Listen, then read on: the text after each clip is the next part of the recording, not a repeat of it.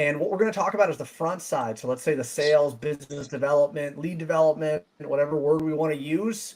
And talking about is picking up the phone dead, right? There's so much buzz and noise going on about like, okay, is telemarketing real? Does it work anymore? Is there some new shiny things that all of a sudden replaces it? And that's what we're going to be going into. So I'm excited to be able to go through this. Will, welcome. Yes, sir. Welcome back. Love doing these. Yeah. Awesome. So let's start this off. Let's dive in. Um, have you heard that, right? Like how often are you on, let's just say social media, right? Because that's the influencer at this point right now, where it's like we'll put 100 leads in your inbox and you're wondering like, does that work? Is it actually working? Do you run into Yeah, that? all the time, right? And yeah, we're also a business and we get extra amounts of that. But even in my personal side, I see it. I see it all over the place. And, I think it's like one of those things where it's grouped in with a lot of, I'll say efforts, and it almost has like a bad name. Like I'm getting so many calls from this telemarketer. It's like, oh, this guy telemarketing, and I think that lends itself into this image that it has. But as we dive deeper into this, I'm sure we'll pick that apart and get to talk all about it.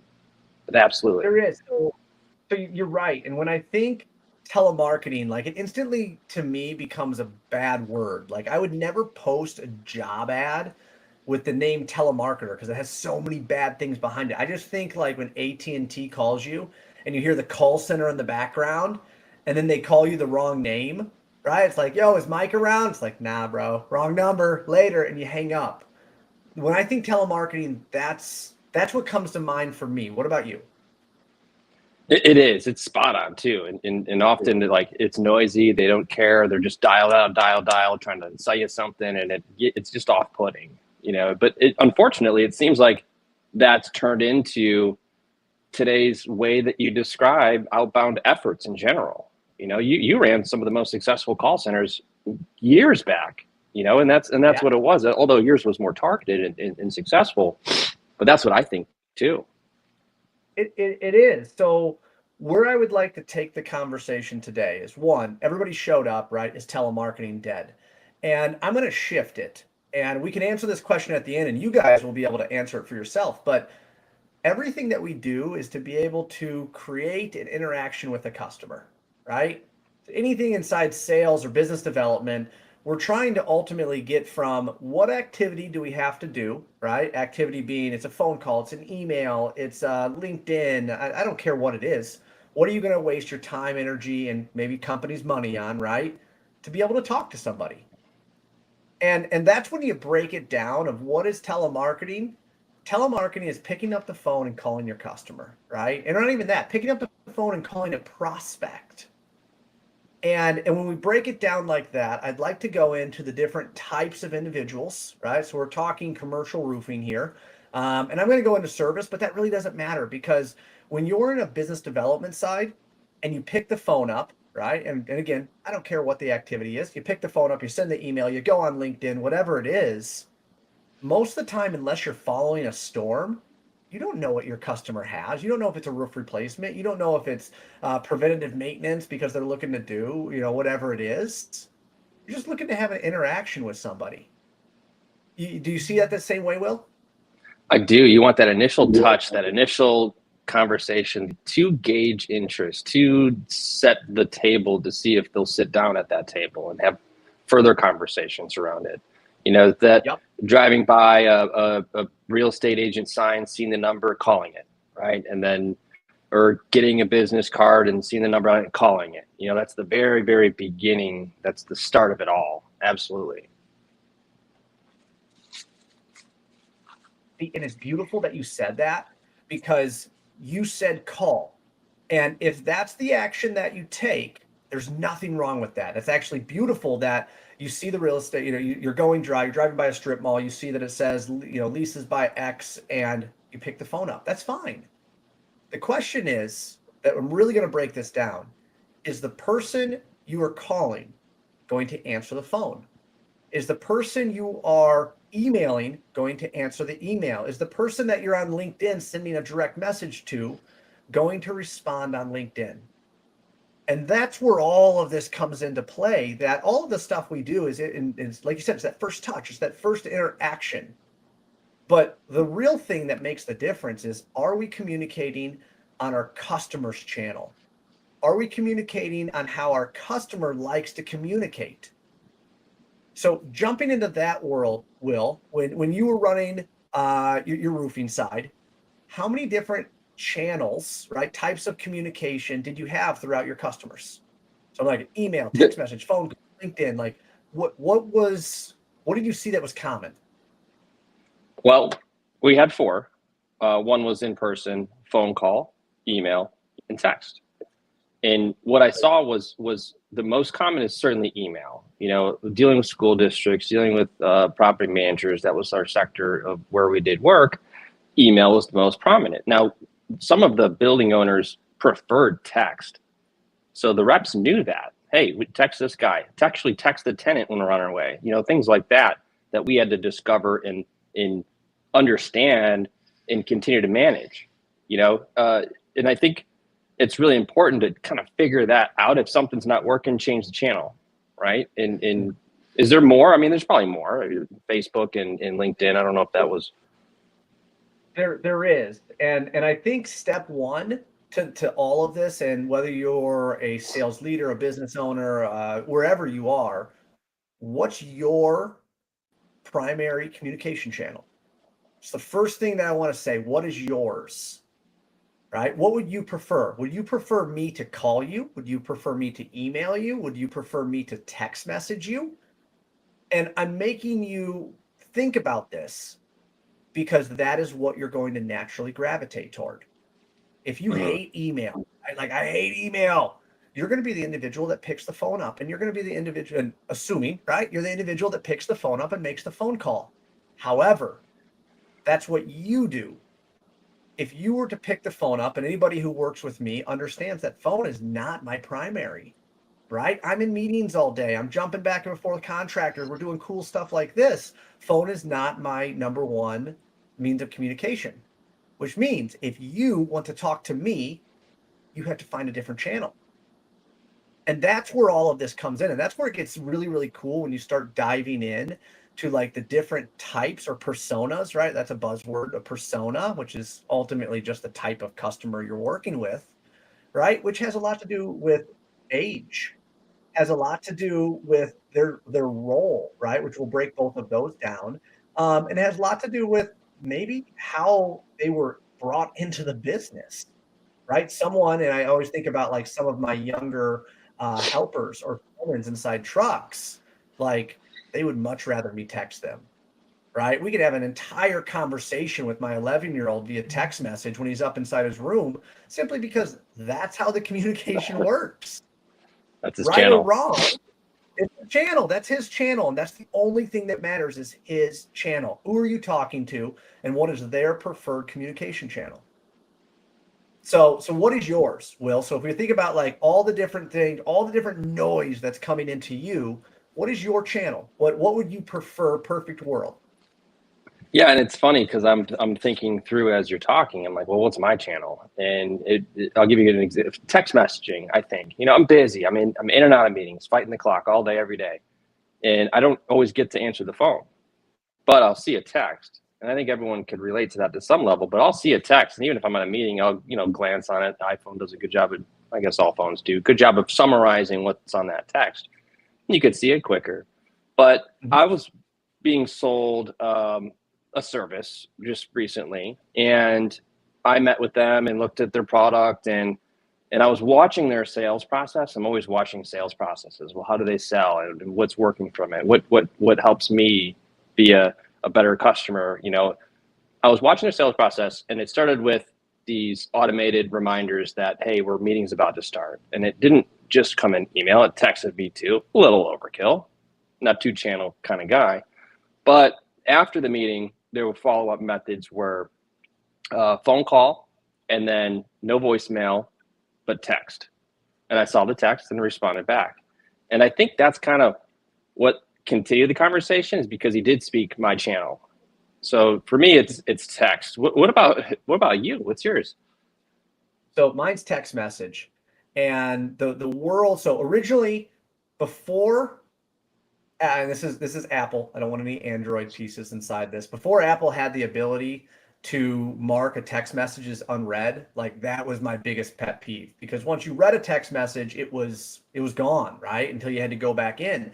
Now that you can mark it as unread, text message is number one, email is number two, and then phone would be number three. Now, I still look at my phone, but anybody who works with me knows that if you're going to get a call from me, it's after 5 p.m. Because that's when I'm catching up, I'm closing out my day, I'm listening to voicemails. But if you send me a text message, right? Like you said, you got that nice summary that's there. But guess what, guys? That's just me.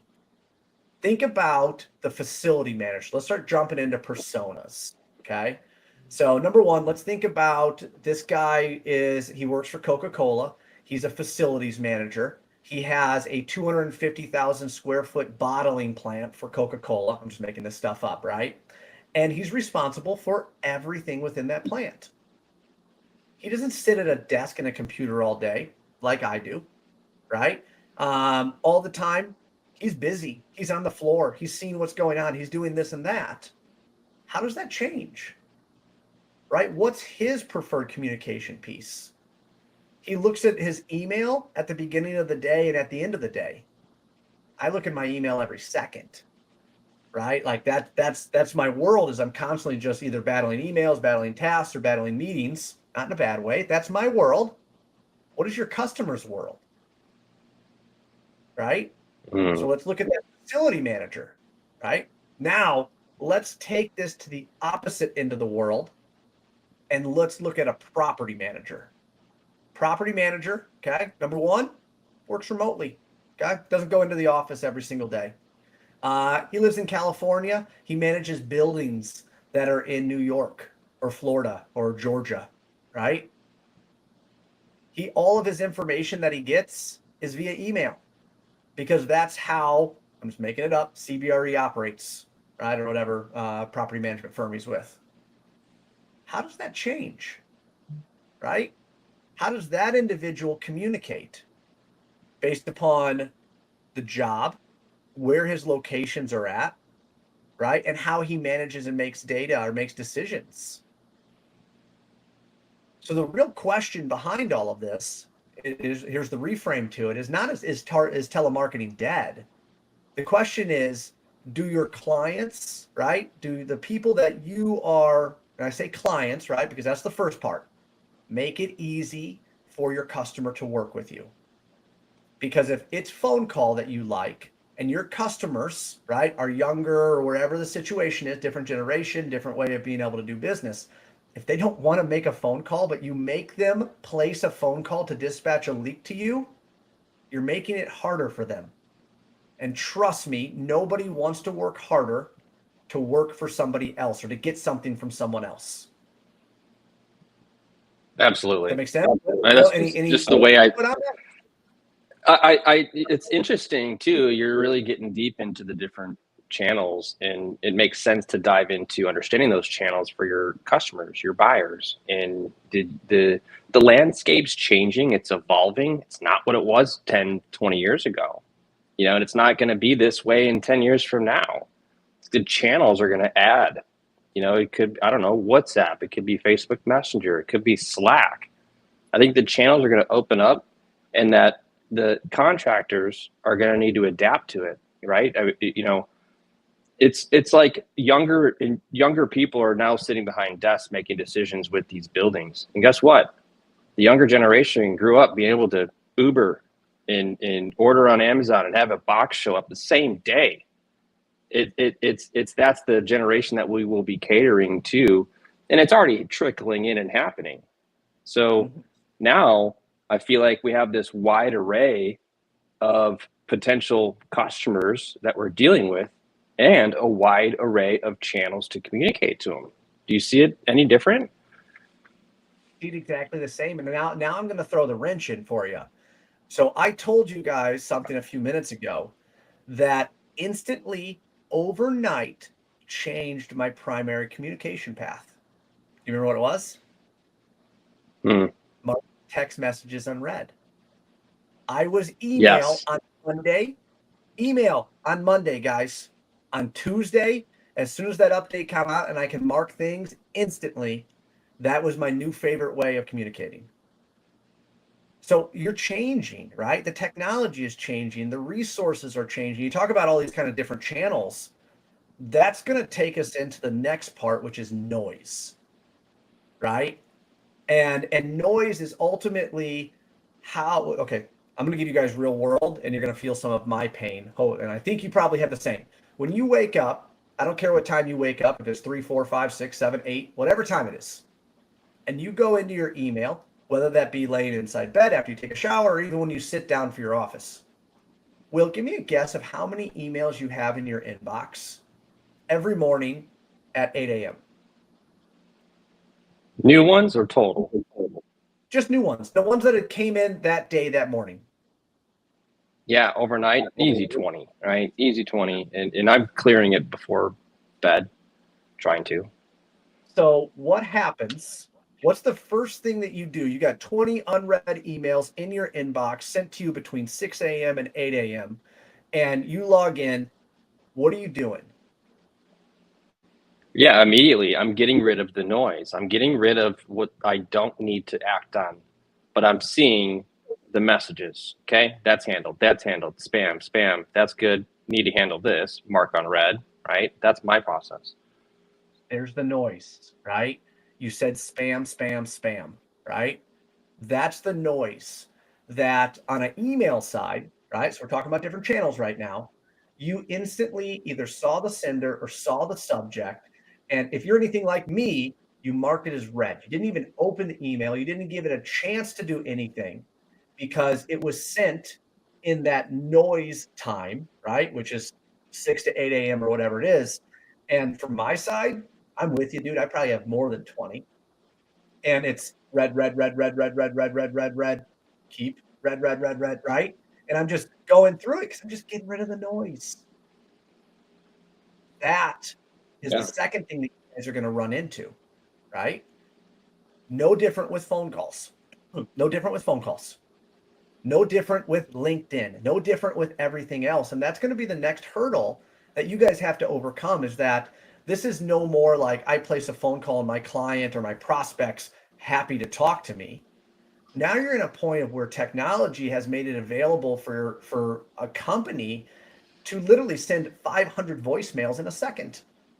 You made it where they can send Mhm. 10,000 emails in a click of a button, right? It's all of this noise that you guys have to go through. So again, we go back, is telemarketing dead? It all depends on your customer and how well you guys can beat through that noise. Because if you're trying to find people like me and you're picking up the phone, it's not going to work, guys. But if you're looking into, let's just say, facility managers or maintenance managers that are in the building, right? Or even I explain it like this. Think about the customer that calls you up and says, "Hey, I'm having a leak out of the building. When can you guys come out and take a look at it with me?" That's the individual that wants to meet with somebody. That's the individual that wants to walk the building with somebody. That interaction type is 2000% different than the facility manager that call or the property manager that calls you up that's in California. Is like, hey, I got a building in Alpharetta. I got a roof leak out there. Can you guys take care of that for me? He doesn't want to meet with you on site. He doesn't want to do any of that stuff.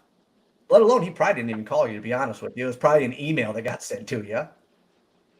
So it's understanding all of these channels, right? And Will, you said a great part to it that the meeting that you ran, before the meeting, they did two channels, right?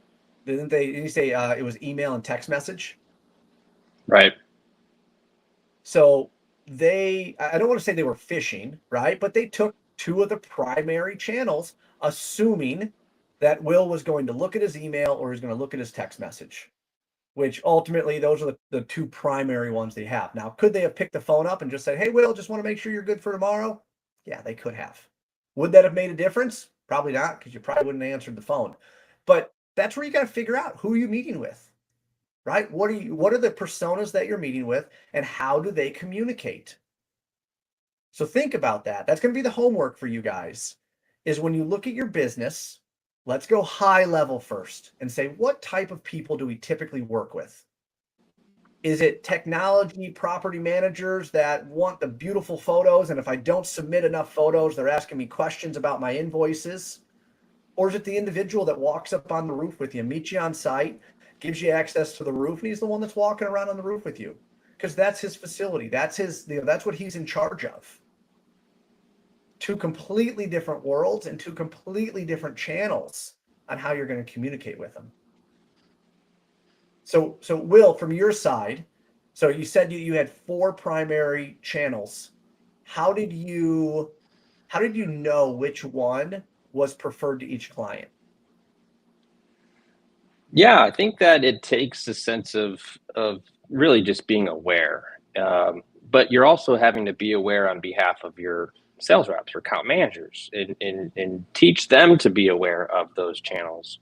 I always talked about response times too. So it was expected that if a rep got an email or the company received an email, that they got a touch within the hour, right? Ideally, it's instantaneous. If you can't solve it right then and there, then let the client know that you're working on it, or you'll get them an answer. So as they're emailing and as phone calls are being placed, we recorded the type of contact method in our system, in our CRM. And we even had alerts too. A lot of people have alerts, but we have alerts built in that was specific to what touch points were necessary for each client. If someone calls in a roof leak or emails you a roof leak, there's a lot of people to communicate with. You've got people in the building, potentially out of the building, potentially in other states. What are all of their channels? What we did back then wasn't as I'd say robust as what you're describing, but you got to get with the times. What are the desired channels? 5 years ago, it's either call or email majority. Some were text, some were very much so. What they wanted to be in person. They wanted to be face to face, and that was your explanation of the plant manager, right? Completely different experience.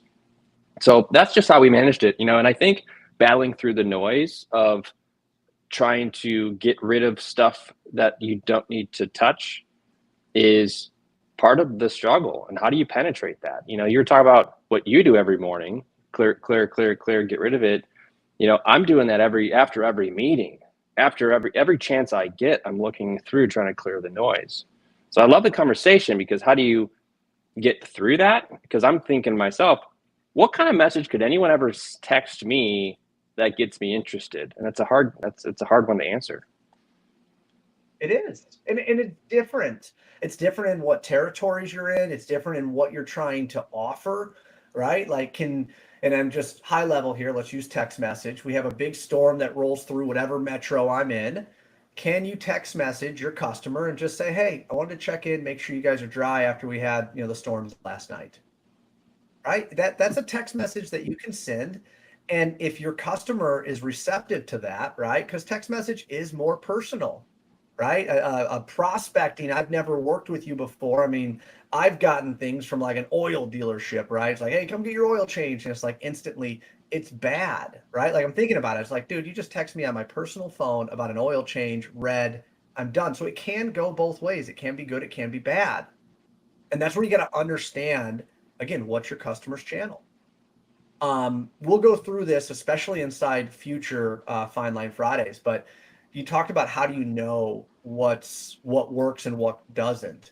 And I'll say the most clarity, trying to pick my words. The most clarity I have is emails. So emails is ultimately 3 things that we look at. Number 1, did it make it to the inbox? Right? And if it made it to the inbox, that's step 1, which means I bypassed spam and I bypassed all of the promotional filters that Gmail has, whatever it is, right? I made it to Will's inbox. Awesome. The second thing that I want to do is I want to see, did you open it? Right? And open it has everything to do with the subject, right? Was my subject intriguing enough that Will's going to open it? Or did it just say best commercial roofing service coach in America, right? If Will sees that, is that going to intrigue him? Probably not. Right? So how intriguing is my subject? So did it get to the inbox? Number 1. Number 2, did they open it? So if Will opens it, awesome. Now number 3 is the trigger. Did they do what I wanted them to do? Okay. And I say it that way because did your email intend for them to reply? Which at that point, did Will reply to me? Yes or no? Then I know it's a win or a loss. Did I want Will to click a button and go to my website? Did I want him to fill out a form?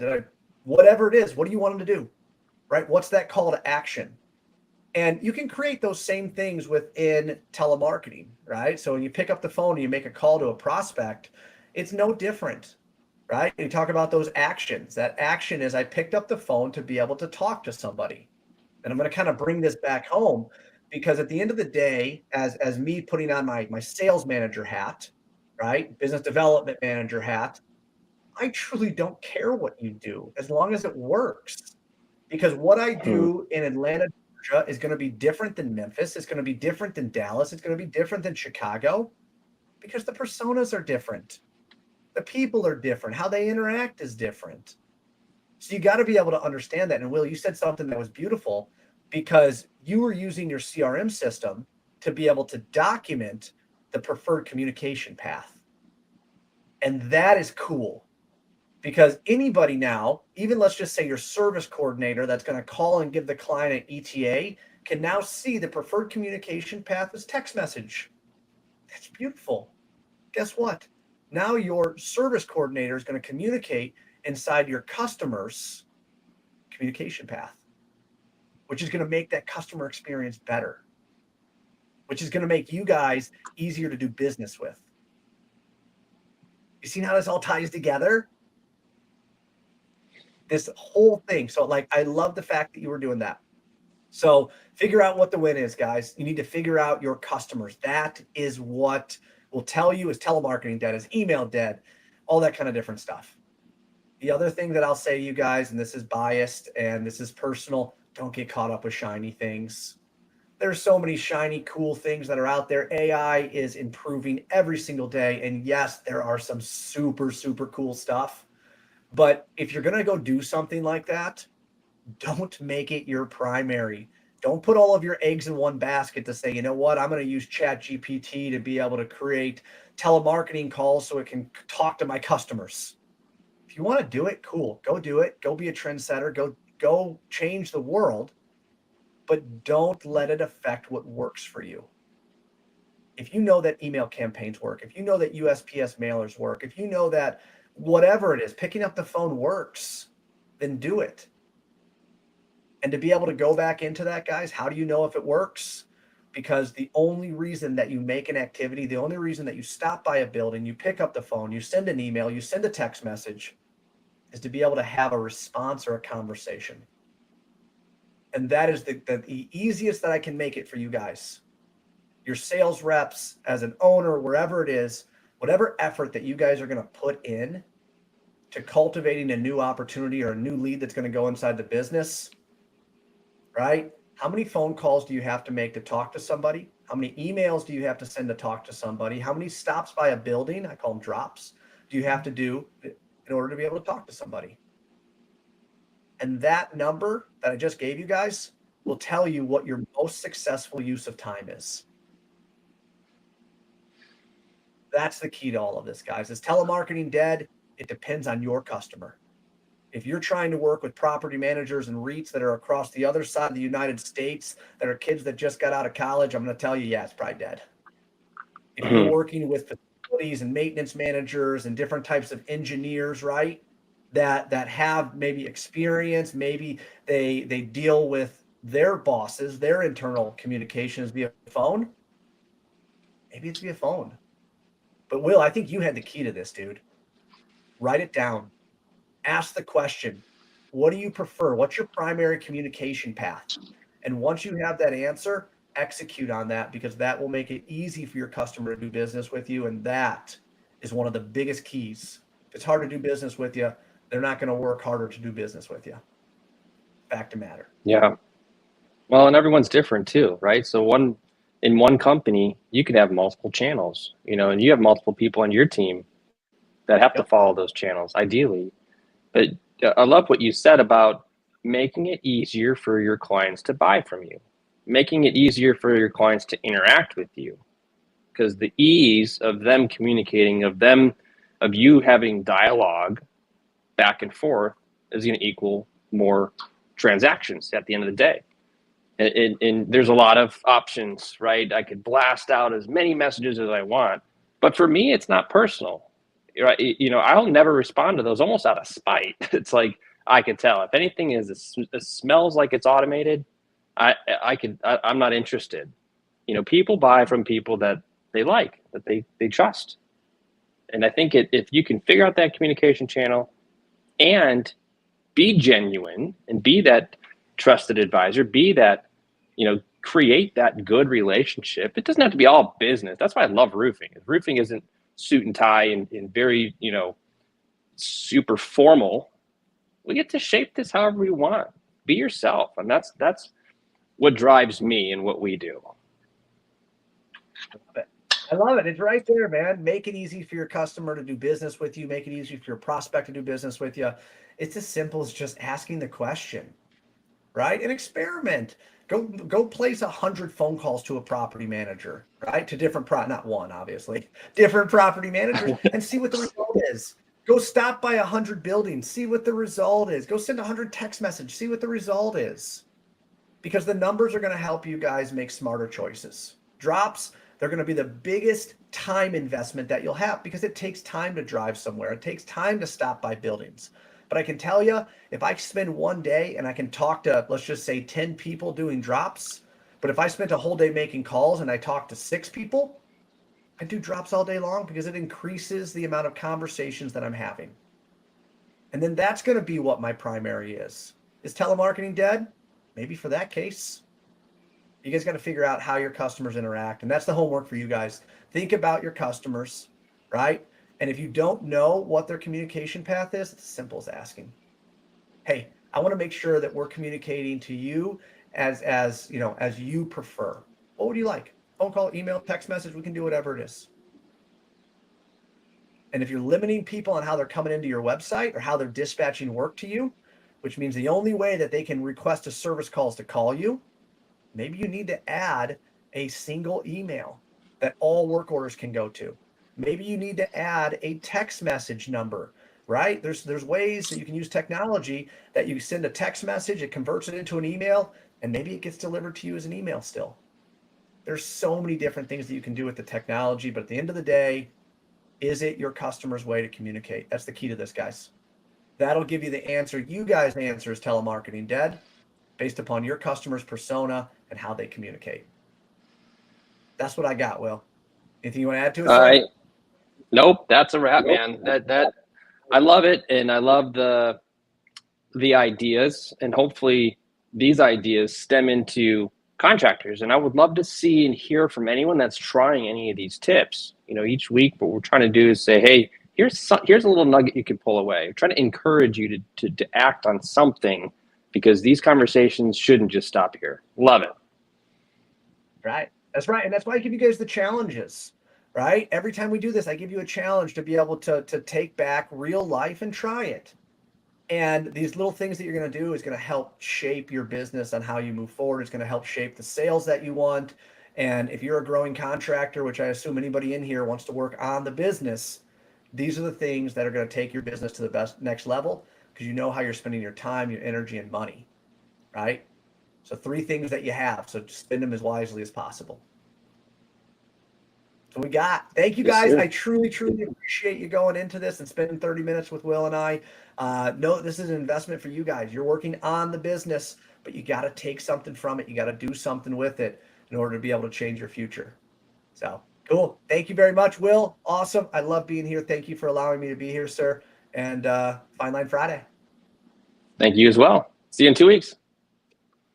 See you.